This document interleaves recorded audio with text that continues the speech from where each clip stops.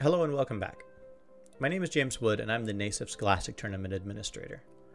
This video is going to go over the format for Super Smash Bros. Ultimate for the NASIF and CIF Esports Initiative. This video is specifically for the format we will be playing starting in January, with the CIF schools in the 10 rounds of league play. Please note that this is different than the format used for the Fall Open, so make sure you check out that video as well. Smash Bros. 3v3s are a team-based format that we came up with that basically combines the best of Smash Bros. 1v1 and team-based esports. We think you're really going to like it. So, Super Smash Bros. 3v3 will be teams of 3 players and up to 3 substitutes. All players on your team are going to play each week. They are going to play in a best of 3 against a single player from the opposing team. There's an opponent selection process in the next slides that we're going to get into. Your crew of listed players and their fighters is locked 24 hours before the match starts. If your player is not able to attend, and you know in advance of those 24 hours, you can substitute them out in the roster.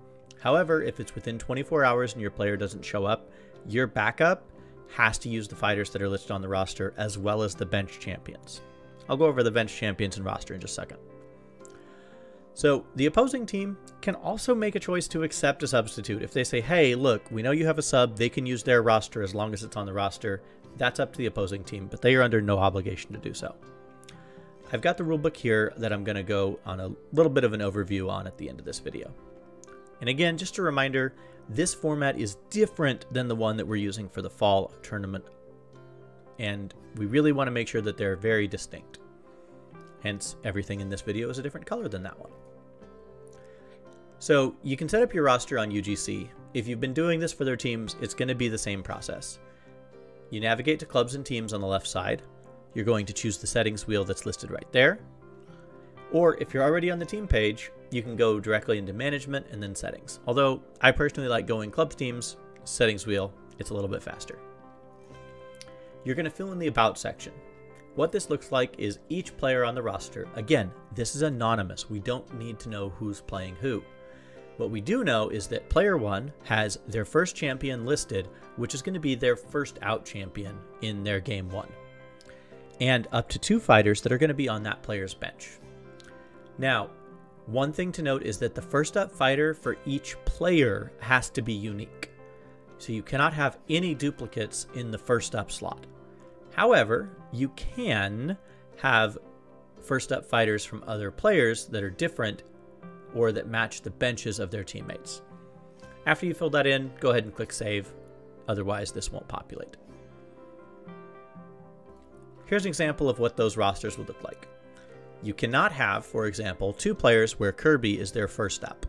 So this player has a champion pool of Kirby with Samus and Young Link on their bench, and player 2 has Kirby with Bowser and Luigi on their bench. This is not allowed. One way that they could do it, however, is to keep the same pool of fighters, but player 1 has Kirby as their first out, player 2 has Bowser, and Kirby is on their bench. This is allowed and is totally fine. We'll go into how the benches work in just a second. Let me do a quick walkthrough of how to set up that roster, just so you can see it on this page. If you are on the nasif.ugc esports page on the home page, you're going to navigate to your clubs and teams, and then you're going to go find the Smash Brothers team. In this case, I've got a Smash Ultimate team here for 3v3. I like to click on the little settings wheel right here, go down to details, make sure your team tag's filled in, and fill in the about page. You just type in player name, first up, and then the champions that are on their bench, or the fighters that are on their bench. Please note, you do not have to fill in 3 fighters total. You can have a player who only lists, for example, Yoshi and Kirby. However, during their match, Kirby will be the only champion on that player's bench that they can bring in. It is strategically probably the best bet to list a 3rd, even if it's really not their best champion fighter. Again, once you've got this updated, go ahead and click save and make sure that your roster has saved. Now I want to go into a little bit of a flow about how this match procedure is going to work, and then get into some visuals about what that looks like. Each round, you're going to communicate with your opponent on the UGC page and connect with them via Discord. The home team, or the top team in the bracket, or the higher seeded team, is going to send a friend code or friend codes out to the away team. You're going to send a code for every device that you're using. Please note that this can be played on one device, but will go faster if you have 3. The first up fighter for each player must always be the fighter that they play during game 1. Now, this sounds a little bit complicated, but I think the next visuals are going to really clear it up. Your home team is going to get the first choice for their matchup between 2 players. And this is the matchup 1. In matchup 1, then, the away player gets the first stage ban during game 1. The away team is then going to choose the other 2 matchups. In matchups, the next matchups 2 and 3, the home player for those teams will get the first stage ban. This is kind of going to be our way to balance out first pick versus who you're fighting and first stage ban. Now, the stage banning is going to occur as it's described in the rulebook, and I've got a visual here. The player who gets the first ban in stage 1 is essentially the player who did not get to choose the matchup. After the first game of their best of 3, the stage bans are going to proceed as they are described in the rulebook. Basically, the winning player for the round is going to strike 2 stages, and the losing player will choose the remaining stage. The winning player is then going to have the opportunity to change their fighter. So if you win, you strike 2 stages, the losing player strikes 2, then the winning player declares who their fighter is from either their first up or the 2 fighters on their bench, and then the losing player is going to declare their fighter. So the losing player will get stage selection and counter pick, but the winning player gets to choose their fighter based on the stage. Afterward, you're going to continue gameplay and then repeat this process if you go to a game 3. Players are going to play until they've completed their best of 3 against their opponent. We really do think that this format is going to provide the best experience for the team-based element of esports and the 1 versus 1 nature of Smash Bros. Because the other thing that might not have been mentioned in these slides, but is mentioned in the rulebook, because all your players play, every game matters. Each round that your players win, and each player that wins their best of 3, is going to contribute a point to your team in the standings. So even if only one of your players wins, your team may still gain ranking in the standings overall. And at the very least, they know that their game is going to matter, and that there's no third game doesn't matter situation. Now, I'd like to give you a quick rundown of how this opponent selection process is going to work. In this example, you've got a roster for the home team, where their player 1 has Yoshi as their first up, followed by Peach and Mario on their bench.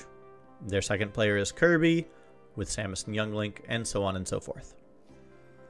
Now, the way the ban process, or the opponent selection process is going to work is like this. The first team decides that their Yoshi player is going to fight Bowser. That is going to be set up as matchup 1. Now, after this, the away team then has choices. They can choose where the last 2 matchups are going to go. So even though they are technically choosing second, the third matchup kind of gets chosen by default. So in this example, the home team has chosen their first matchup, and then the away team chooses that their Falco will fight Toon Link, and that by default, their Pit player will fight the Kirby. You can add a lot of strategic process here where if you know who's on the character's bench and you know that it's somebody you can't fight, or you know that you may struggle with their first up, but you have a counter pick that can fight their whole roster, you can add a lot of strategy here. You can also try to set up your matchups in a way that's advantageous for your whole team and make sure that everybody has a good matchup. We kind of feel like this is pretty balanced because in the next slide, I'm going to go into what the stage striking process looks like. Now, all 3 of these matchups have been determined. So the Yoshi's fighting the Bowser, the Falco's fighting the Toon Link, and the Pit is fighting the Kirby. So all these matchups are determined, and basically it works like this. The top players chose their matchup. So the bottom players get the first bans during game 1. We have found or have heard that the first ban is a slight advantage, and that does mean that you get the first stage selection. So we feel that this is pretty much the most balanced way that we could do this. And again, each of these players are going to fight their best of 3. And in their best of 3, each one of their matchups will matter. Every player will get to contribute to their team in some way, provided they win their matchup. Now, the arena setup is going to look pretty similar to the crew battle one, but it's basically 3 stock, 7 minutes, standard tournament rule set, no stage hazards, and here's how stage striking works. The players that did not choose their matchup, they're listed in this as P1, and the other player is P2. The bans are going to follow a P1, P2, P2, P1 format. So player 1, the one who did not choose their matchup, gets to strike one of the 5 stages. Player 2 will eliminate 2, and then player 1 will strike the last stage, which will leave the remaining stage for game 1. Now, as far as setting up an arena goes, make sure you go into the Smash online, choose Battle Arenas, set up a Create an Arena. Make sure that your rule set is the 3 stock 7 minutes rules. Again, double check and make sure that stage hazards are turned off. You're going to share the ID in the top right. It's this tiny little font in the corner of the room, or invite the friend directly into the game. Now, after the players play their first game, game 2 is going to look like this, and this is for each of those games. In games 2 and 3, there are 3 stages that are added to counterpicks. This is a slight difference from the Fall Open, where Yoshi's Story is not one of the valid counterpicks. In the CIF initiative in the spring, these are the 3 stages that are viable for counterpicks. You have Kalos Pokemon League, Yoshi's Story, and Small Battlefield. The winning player from game 1 is going to strike 2 of those stages off the list. The losing player will select their stage for the next game. After that, the winning player, knowing what stage they are on, gets the decision of if they will choose or change their fighter from between their first step fighter or their bench. After they've declared their fighter, then the losing player gets to declare who their fighter is.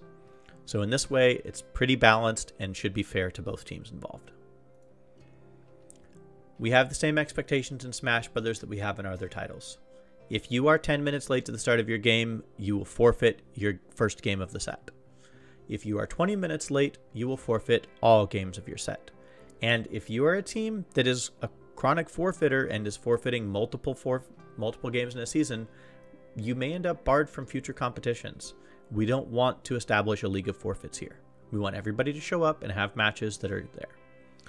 Smash Brothers has some additional rules involving no delaying the game, spam taunting, excessive emotes, and other poor conduct.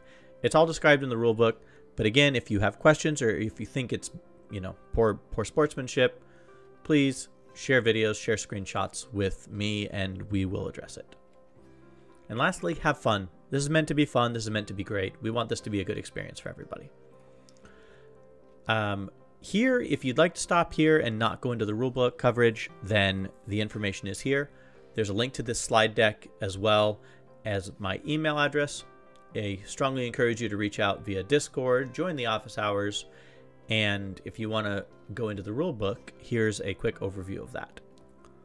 All of our rulebooks can be found at the nasif.org/compete/CIF-California page. If you scroll down, we've got the rulebooks for the California Fall Open, and further down, you have the rules for the CIF Esports Initiative. Now, in this one, we're going to look at the Smash Brothers rulebook for this 3 vs 3 teams format. So if you open it up, this has all of the details and should answer all of the what if this happens questions. Again, strongly recommend that you go down into this rulebook and check it out. It's got a lot of the questions that you might have. We've got a short 1-page overview of the format. We've got an overview of when registration, kind of a 1-page summary, what you need, rules about stage striking, DLC fighters, how to use Miis, etc. You've got your default match time for this tournament. It's 4:15. That is a slight change from the fall. You've got registration information that you can submit 1 varsity team and an unlimited number of JV teams. We've got your naming protocols. We've got your tech requirements. All of the rules that we mentioned here. What's a team? What's a game? What's a set? How do we distribute points? How do you determine weekly matches? What the point system looks like. What's the protocol for the weekly match? How to set up your roster. We've just got a lot of information here that we think is what's going to help you the most. We want to answer all the questions in advance, so there's really no questions about, well, what if this happens? What do I do then? Smash Brothers is really unique. It has a ton of nuances and different situations that arise. The one thing that I want to talk about is the game rules. We'll walk into a detailed walkthrough of this opponent choice, although I think the slideshow did a pretty good job of explaining that. We've got listed the stages, although this does need to be updated to include the Yoshi story. We have arena setup rules. We've got match play protocols. We've got process. We've got what happens in the event of sudden death. The short version is that if it goes to sudden death, then the winner is determined by stocks and percentages. If both players are tied in stocks, then the player with the lower percentage wins. And in the event that there is a mutual self-destruction and it shows that it's a tie, then a best of one or a one stock tiebreaker will be played with a 3-minute time limit. If sudden death occurs during a tiebreaker game, then that process gets repeated. We've got some definitions of bad sportsmanship. We've got rules about spectators, equipment restrictions, basically no controllers with macros, although Pro and GameCube controllers are fine. And then we've got a bit down here about what you need technically to get online. Again, I want to stress here, the biggest challenge with any Nintendo title, or rather with Smash Brothers, is the online environment. Please make sure that your network can participate online. The biggest thing is to make sure that your network has what is either a NAT Type A or NAT Type B network environment. This is going to vary from site to site and is really up to your site's IT department how to get you online. One thing that we have mentioned in here is that we want to stress the importance of having a wired connection if possible. We understand there's absolutely no way for us to enforce that. However, if you are playing on a wireless connection, you are almost certainly going to be at a competitive disadvantage. Now, there is no remakes or issues due to a lagging connection, and it's really a poor experience for everybody. So again, strongly recommend that if possible, you have the console wired in. And again, I hope this has been helpful. I'm going to throw up the slide again at the end here. If you have questions or need additional help, please don't hesitate to reach out. My email's here, the slide deck's here. Office hours are a great way to get in touch with us, and reach out on Discord. The CIF Discord is getting pretty lively, and we think it's the best way to communicate. So thank you, and I hope this has helped you with understanding our format for the spring.